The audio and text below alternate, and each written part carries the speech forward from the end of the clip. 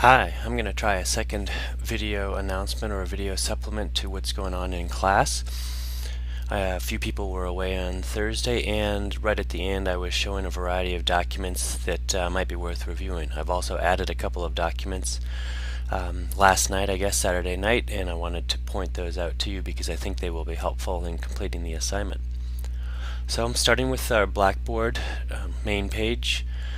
To find the relevant documents for Tuesday for the assignment that I'm asking you to do, which is to complete a zero draft of your analysis document, you would go first to Course Documents. And right here under Analysis Assignment, you can see that I've got not only the analysis assignment itself, but a supplement on how to analyze visual language. I'm not going to look at that one right now. And then these two documents that I've added, the McLeod checklist and the Seeing is Believing checklist. And I'd like to take a look at these three documents, the actual assignment, the checklist, and then we'll jump down and look at the timelines to make sure everybody's clear on where to find those. So the analysis assignment is right here, hopefully detailed and explicit enough for all of you to follow along to get a sense of what I'm looking for.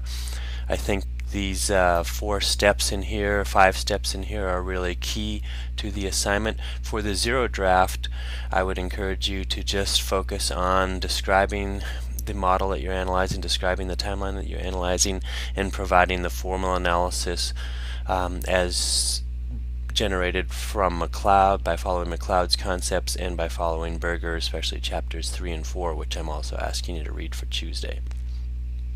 We'll get to and talk about the content analysis and evaluation a little bit more on Thursday. Certainly if you include those on the zero draft, there's nothing wrong with doing that, but it's really the description and the analysis, the formal analysis, that I'm hoping you'll get a chance to do before Tuesday's class. The checklists that I've generated are just based on the readings that you've been doing. The McLeod checklist starts with just a reminder of the big triangle and how you might analyze the iconic, realistic, or abstract images and text in a document. Closure, we talked about in class, is a very important concept. We didn't talk about word-picture combinations yet, but you can certainly take a look at those, and I think they're pretty straightforward. We did talk about time. We're going to see line and color and the other pieces showing up also in Berger, so there's going to be a little bit of overlap between these two different checklists. And I realize that we haven't covered these chapters in McLeod, but I don't think that'll be a big problem for you once you've read Berger. Over here I did the same thing for Berger, provided the concepts, a little less room for notes on here. What you might want to do is download this document and reformat it in any way that's useful to you to expand out those places for notes. But I tried to break it up into the 2 chapters. Chapter 3, concepts, just the basics of dots, lines, shapes, volume, and then scale, spatiality, balance, axial and asymmetrical.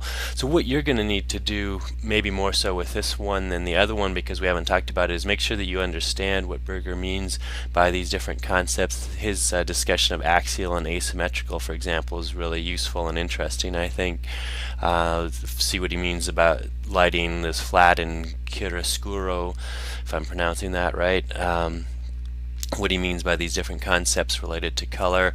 And then same thing with text. You'll want to, unless you already know the difference between things like serif and sans serif, you'll want to go in and make sure you understand what he's talking about with each of these different concepts. And then as you analyze your document, I'm suggesting that you just jot down some notes over here. It can be by hand if you print these documents off. It can be through the word processor if you just download and use your laptop and take your notes.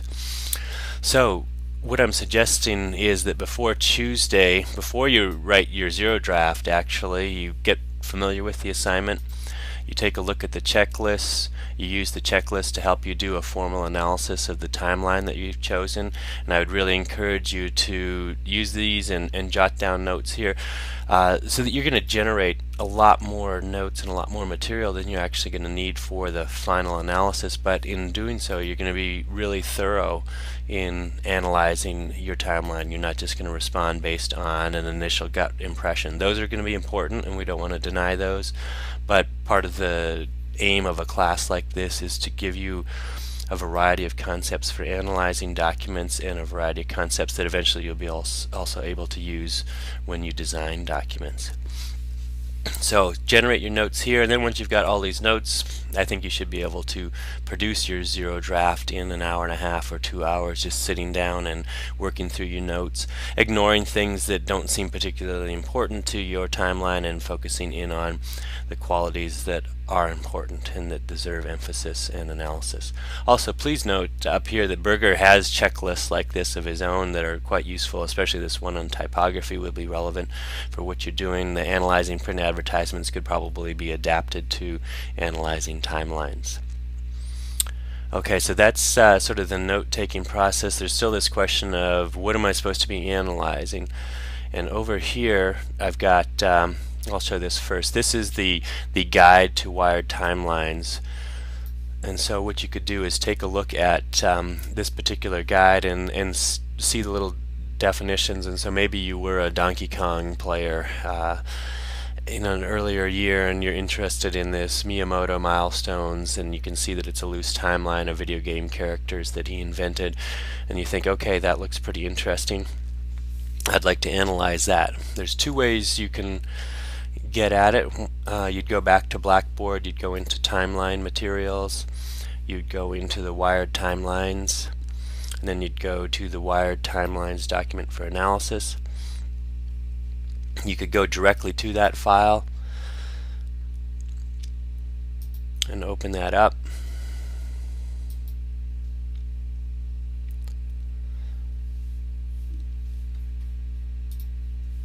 And you'd get the document here, and you'd see how it's done, and you'd begin to analyze that using the checklists and some of your own intuition for taking a look at that. Or if you look at this list and nothing jumps out at you immediately, you're not sure which one you want to analyze, what I would recommend is that you take a look at the master document, the master file that's in there. And this is the master file. And I tried to show this one quickly in class, but it didn't give me this cool feature that I like here where I can view it in the full screen mode. And so what you would do here is you would flip through these. So this is the first one, asteroids are coming. There's the Donkey Kong one again. Here's the early adapters, and these are all in this order on that guide to the wired timelines. You'll see a few of them are flipped on their side, but if you can work with that either by rotating it once you get the file itself or printing it off. So here you could easily flip through all 21.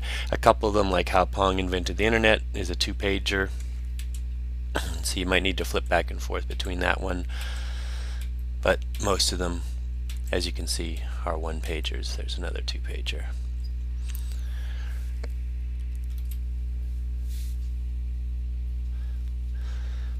So back here, I'm back in Word. Here's that complete list.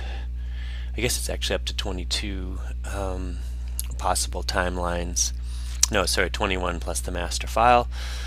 And as I also said in class, if after scanning that document, after scanning the master file, you still haven't found a timeline that interests you, but you know of one that's hanging outside of our classroom that interests you, one that's hanging in the English department that interests you, one that's hanging in the art department or architecture department that interests you, you can choose your own. The key, though, will be getting it into an electronic format that you can then grab a section of and incorporate into your final analysis document, because I am asking you to illustrate some of your concepts when you get to that final analysis document. Alright, let's hope that this little video clarifies some things, doesn't confuse anything. If you do have any questions, please do feel free to email me or call. On Monday I should be in my office much of the day, and certainly email, I'm always very accessible. And I look forward to seeing you on Tuesday. Thanks, bye.